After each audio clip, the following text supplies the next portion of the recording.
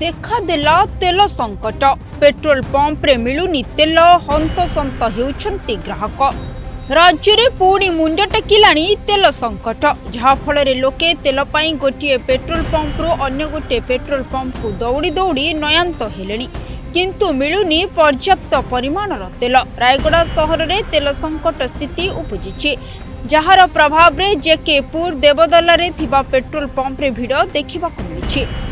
तेल संकट पाई किए प्लास्टिक जार तो किए बोतल ले तेल पाई टांकी पाखरे पहुंचुछंती, किंतु पेट्रोल पंप रे मात्र 300 टंकार तेल गोटे बाइक पिछा देउथिबा देखिबाकु मिलिछि। रायगड़ा सहर रे पेट्रोल पंप रे पेट्रोल डीजेल न पाई लोके नाही नथिबा असुविधार सम्मुखीन हेउछंती। एम्बुलेंस किंबा अग्निशम भली जरूरीकालीन सेवा मध्य पेट्रोल डीजेल अभाव जोगु हैरान हेउथिबा अभियोग होईछि।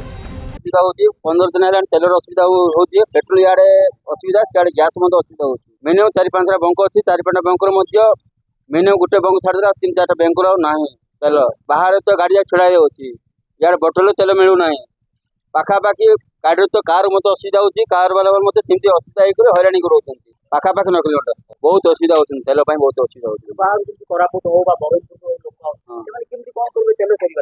कौन कर बांकुर तो तेल ना कौन करेंगे असुविधा होची। मिनिमम 1000 टंका कार को दौन अधिक मिलूना याडे गाड़ी को 200-300 टंका अधिक मिलून बाइक को एबे लॉन्ग जाउछ हैरान होउछ। ब्यूरो रिपोर्ट सरकार न्यूज।